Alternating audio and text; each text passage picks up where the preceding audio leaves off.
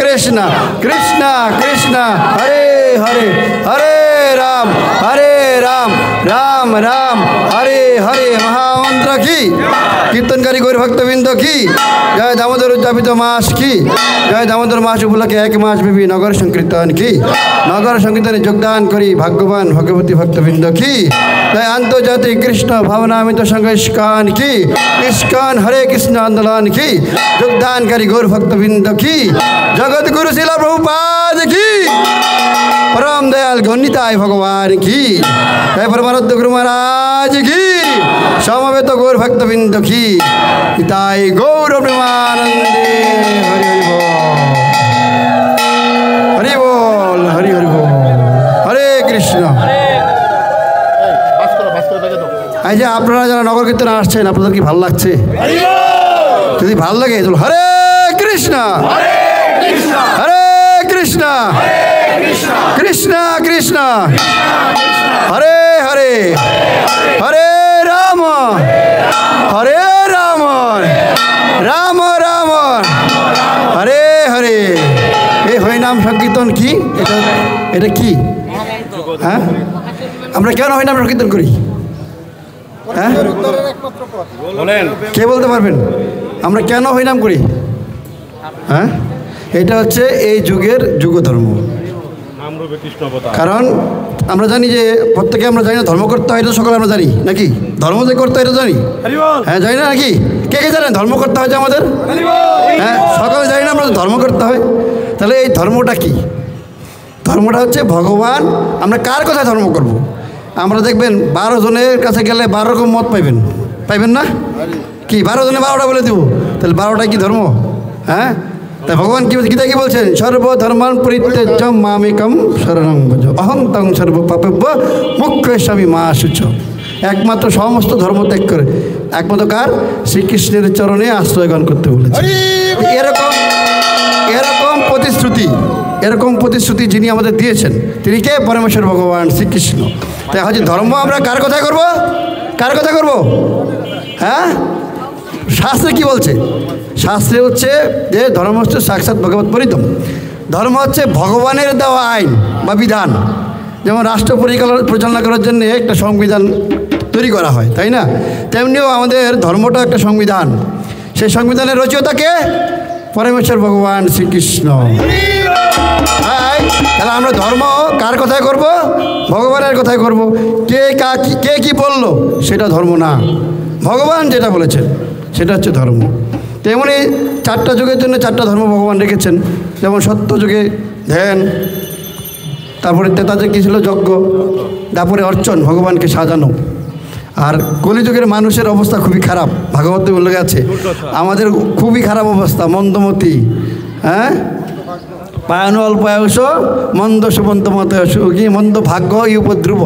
আমাদের কি এই কলিযুগের মানুষের কি মতি খারাপ। হ্যাঁ, তারপর নানা রোগে শোকে আক্রান্ত, তাই না?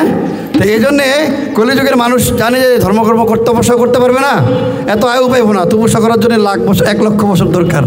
তো কী করেছেন? এই কলিকালের মানুষের মাত্র আয়ু 100 বছর ছিল, এখন মনে গড়ে সেটা 50-তে নেমে আসছে, 50-এ চলে আসছে।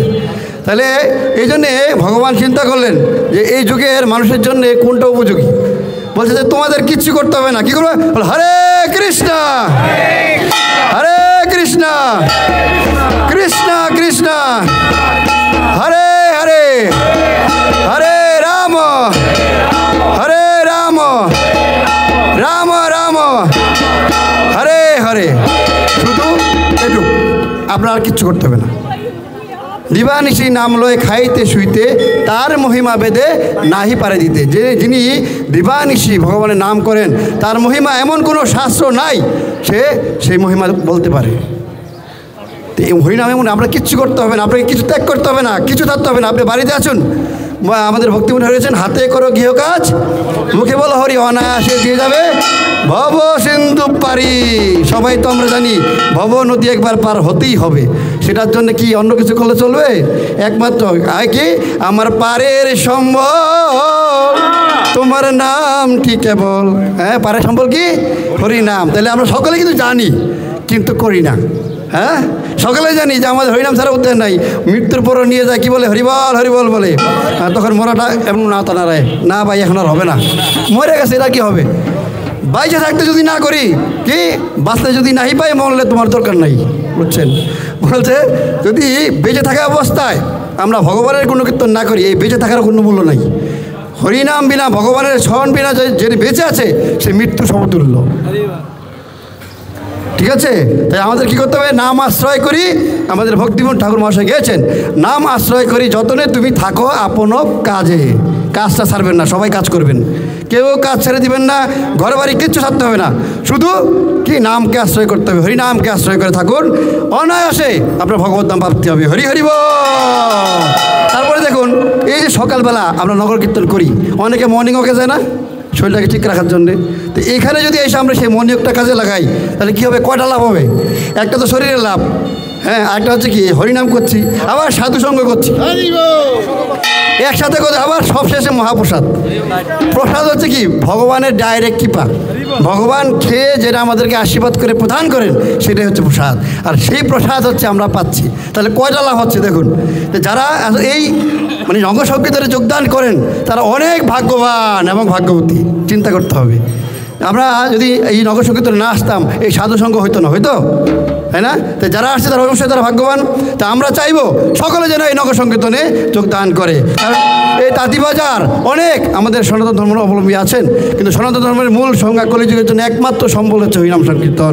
তো যারা ভাগ্যবান, ভাগ্যবতী, যারা বুদ্ধিমান, তারা অবশ্যই এই হরিনাম সংকীর্তনের আশ্রয়ে গ্রহণ করবেন। হরি বল। জয় জগৎগুরু শিল প্রভুপাদ কি, হরিনাম সংকীর্তন কি, সংকীর্তনে যোগদানকারী গৌর ভক্তবৃন্দ কি, তাঁতিবাজার শ্রী হরে কৃষ্ণ নামট্ট সঙ্গ কি, নামট্ট সকল গৌর ভক্তবৃন্দ কি, নিতাই গৌর গৌর প্রেমানন্দে।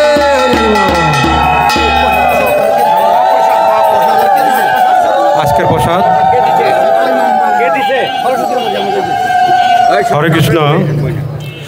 আজকে আমাদের এই